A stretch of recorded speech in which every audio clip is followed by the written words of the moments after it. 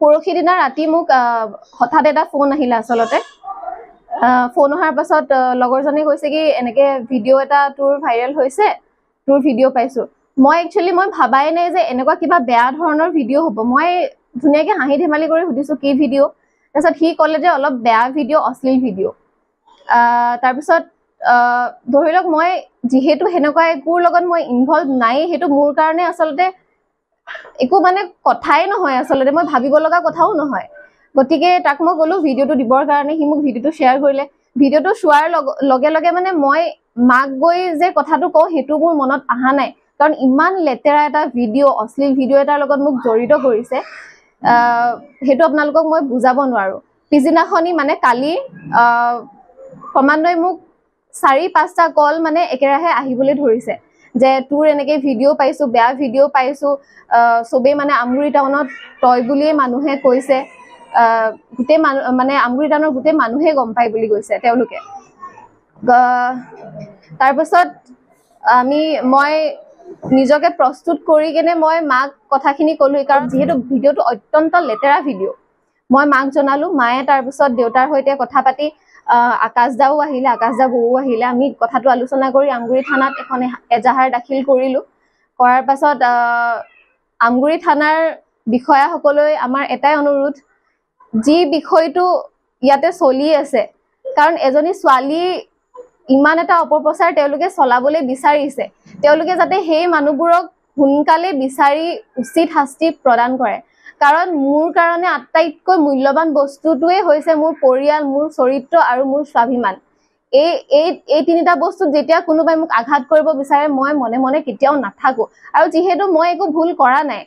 কাৰণ আজি যদি ভিডিঅ'টোত থকা ছোৱালীজনী মই হলো হয় তাৰ লগত মোৰ কিবা লিংক থাকিলে হয় মই ভয় কৰিলোহেঁতেন মই 10 বাৰ ভাবিলোহেঁতেন মই কিবা এটা ষ্টেপ লোৱাৰ আগত কিন্তু যিহেতু মোৰ গাত একো ভুলেই নাই আজি মই যদি ক'ৰবাত যাবলগীয়াও হয় মই 10 বাৰ ভাবো মই কোনোবা এটা কাম কৰাৰ ভিতৰত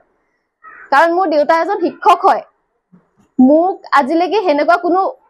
মানে শিক্ষাই দিয়া নাই যে মই এনেকুৱা ধৰণৰ কিবা অশ্লীল কাম কৰিম মই 10 বাৰ কাপোৰ এটা পিন্ধাৰ আগতো মই 10 বাৰ ভাবো কাৰণ সমাজত এটা মোৰ বৰ্তমানলৈকে সন্মান আছে মানুহে মোক চিনি পায় এনেকুৱা কাম মই জীৱনতো নকৰো কাৰণ তেওঁলোকে যেনেকুৱা ধৰণৰ প্ৰচাৰ চলাই আছে মানুহ এনেকুৱা কিছুমান আছে মোক সদায় দেখি থকা ছোৱালী এজনী আৰু সেই ছোৱালীজনী হয়নে নহয় তেওঁলোকে জানেও যে তাত ভিডিঅ'টোত থকা ছোৱালীজনী মই নহয় কিন্তু তেওঁলোকে মানে যোনে বিশ্বাস নকৰে তেওঁলোকক বিশ্বাস কৰাব যায় কনভিন্স কৰাব যায় যে নহয় এজনী তায়ে হয় ভিডিঅ'টো আপোনালোকে ভালকে চাওক তায়ে হয় ব্লাৰ হৈ আছে কাৰণে ধৰিব পৰা নাই কিন্তু যোনে মোক ওচৰৰ পৰা পাইছে বা মোৰ আত্মীয়সকলে যেতিয়া দেখিছে তেওঁলোকে মানে বিশ্বাসে কৰিব পৰা নাই যে এনেকুৱা এজনী ছোৱালীৰ লগত মোক মিলাই দিছে ছোৱালীজনীৰ শৰীৰৰ আকাৰ weight height একো লগতে মোৰ মিলে নাই হেনেকুৱা এটা ভিডিঅ'ৰ লগত মোক মানুহে মানে হাঙুৰি লৈছে বস্তুটো অলৰেডি বহুত স্প্ৰেড হৈ গৈছে সমগ্ৰ আমগুৰি টাউনত বা যেহেতু মই যোৰহাট জেবি কলেজৰ ছাত্ৰী মই জনামতে যোৰহাটতো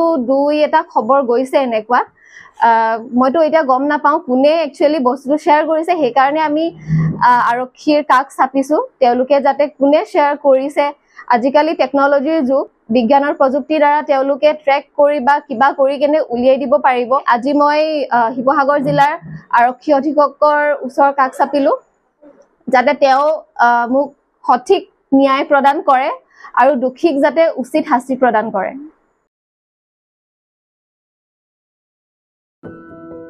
এনিভাৰত 24ৰ প্ৰথম প্ৰয়াস জুবিন গাৰ্গৰ গীতৰ প্ৰতিযোগিতা জুবিনৰ গানে কি আনে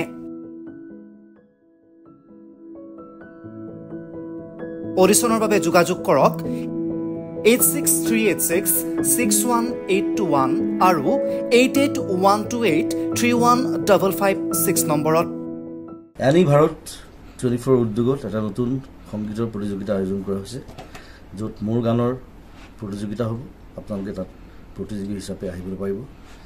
আৰু মোৰ ফালৰ পৰা আন্তৰিক শুভকামনা জনাইছোঁ আৰু অনুষ্ঠানটোৰ নাম হৈছে গানে কি আনে সকলোকে মৰম জনাইছোঁ সকলোৱে আহক ইয়াত অংশগ্ৰহণ কৰক thank you very much love you